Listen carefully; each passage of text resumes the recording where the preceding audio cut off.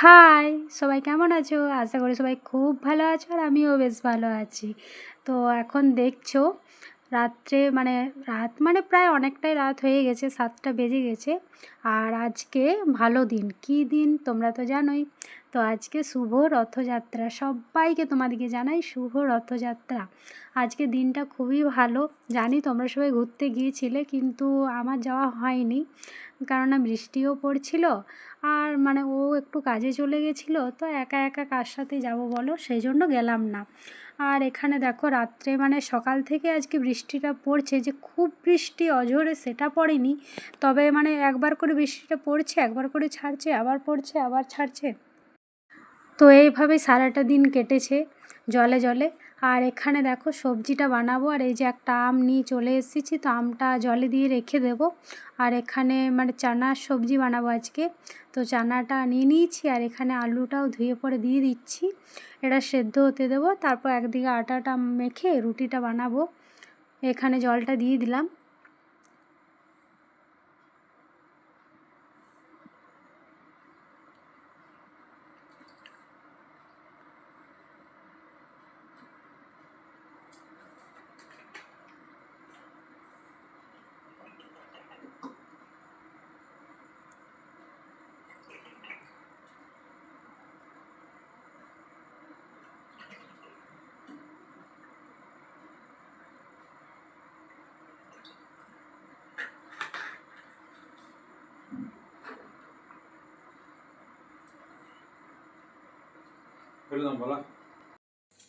তো এখানে আমি এই যে রুটিটা বানাবো। তো রুটি বানানোর জন্য সব কিছু জিনিসগুলো ধুয়ে নিলাম। প্রতিদিন ধুয়েই বানাই, তবে কোনো দিন হয়তো যদি তাড়াহুড়োতে ভুলে গেলাম তবে সেটা হতে পারে। তাছাড়া ধুয়েই বানাই, কেননা অনেক রকমের পোকা মাকড়ও চলতে থাকে। তো এখন বর্ষাকাল, অনেক রকমের পোকা আসছে। আর এখানে নুনটা শেষ হয়ে গেছে ছোট ডিব্বাটাতে, তো সেটাতেই ভরে নিচ্ছি।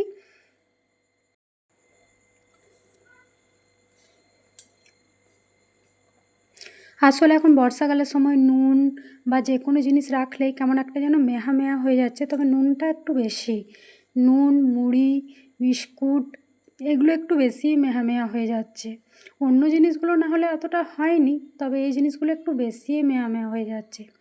আর এখানে আমটা এই যে দেখছো জলে দিয়ে দিলাম।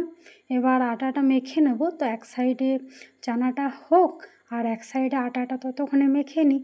আজকে তাড়াতাড়ি একটু রান্নার রুমে চলে এসেছি 7টার সময়। অন্যদিন একটু লেটেই আসি আর লেটেই খাই। আজকে যদি হয়ে যায় তাড়াতাড়ি, তো খাবারটাও তাড়াতাড়ি খেয়ে নেব।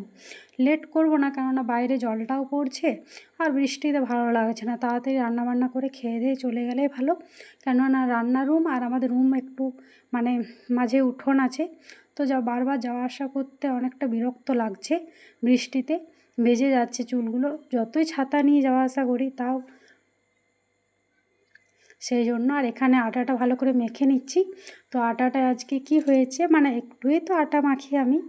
আগে আগে বেশি করে মাখতাম, এখন যেহেতু একটু রুটিটা খাওয়া কমে গেছে সেই জন্য একটু কম করেই মাখি।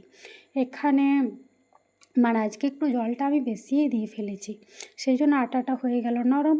তো এবার দেখা যাক, রুটি বেলার সময় নরম যদি হয়ে যায় তাহলে রুটিটা বেলার সময় অনেকটাই পরিমাণে কষ্ট হয়।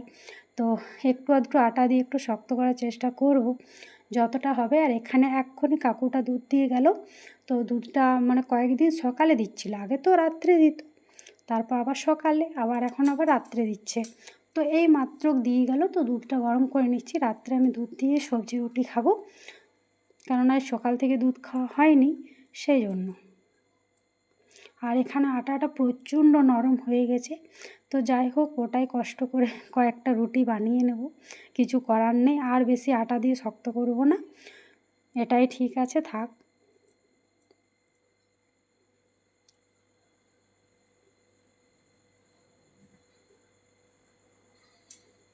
আগের বছর যেহেতু রথযাত্রাতে মায়ের ওখানে ছিলাম বার্নপুরে, তো আগের বছর রথ দেখেও ছিলাম, ভালো লেগেছিল। কিন্তু এবছর যেহেতু এখানে আছি, যেতাম কিন্তু যেহেতু কাজে গিয়েছে আর আশেপাশে সেরকম কেউ নেই যে কারোর সাথে যাব, সেই জন্য গেলাম না। আজকে বাড়িতেই কাটালাম সারাটা দিন, ঘরেই ঠাকুরকে পুজো করলাম। আর এখানে আমি রুটিটা বানিয়ে নিচ্ছি। তো এক সাইডে দুধটা গরম হয়ে গেছে, রুটিটা আর চানাটা লাস্টে একটু ভালো করে মানে হালকা মশলার কম দিয়ে রান্না করে নেবো, ব্যাস তাহলে কমপ্লিট।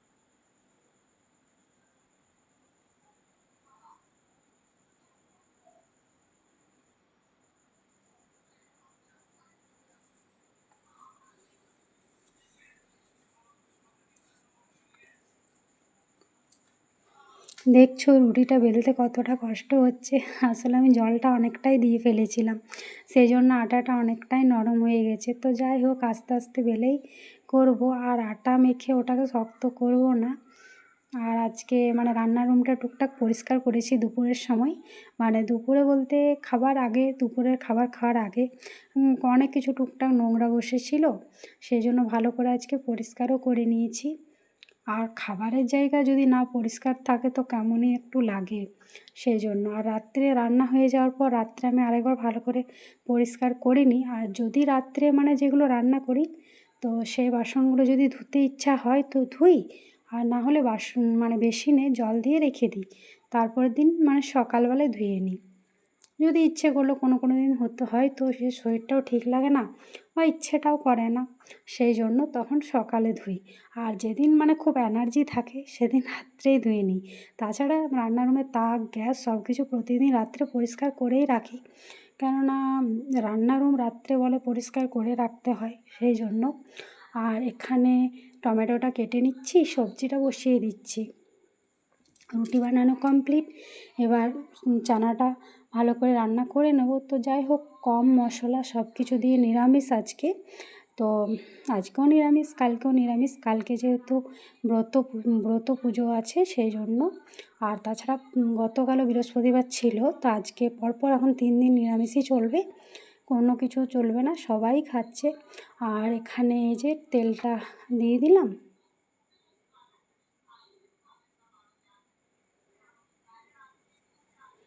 আর একটু জিরে ফোড়ন দিলাম, টমেটোটা দিয়ে দিলাম।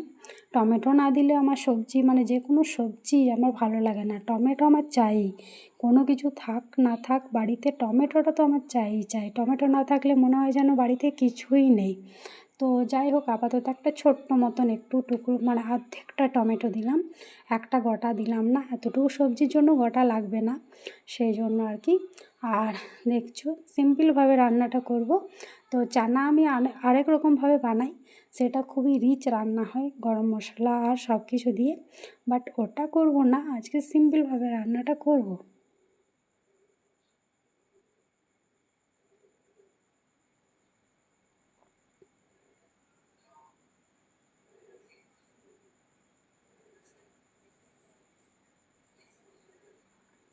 আর এখানে দেখছো চানাটা ভালোভাবে সেদ্ধ হয়ে গেছে, তো দুটি মতন চানা দিয়েছিলাম। তো চানা তো জানো এই দুটি মতন দিলেই যখন ভিজে যায় তখন অনেকটা ফুলে বড় হয়ে যায়, সেই জন্য দুটি মতনই দিয়েছি। দুটি দিলে কি হবে না তা শেষও হয়ে যাবে রাত্রের মধ্যে। আর বেশি যদি দিয়ে দিই তাহলে কি হবে, রাত্রে মানে যদি না খাওয়া হয় তখন আবার ফ্রিজে রাখো, আর ফ্রিজে রাখতে ইচ্ছা করে না, মনে হয় শেষ হয়ে গেলেই ভালো। আর এখানে একটু ধনে গুঁড়ো, জিরে গুঁড়ো, নুন, হলুদ টুকটাক সব কিছুই দিয়ে দিলাম। ব্যাস এটাকে ভালো করে একটু জল দিয়ে একটু মানে আঁচটা লো করে দেব, আর এটাকে ভালোভাবে হতে দেবো, তারপরেই বাস সব কিছু হয়ে গেলে খেয়ে নেব। তো চলো আজকে ব্লগটা এখানেই শেষ করলাম, সবাই ভালো থেকো, সুস্থ থেকো। আর সবাই প্লিজ প্লিজ আমার চ্যানেলটা সাবস্ক্রাইব করে দিও।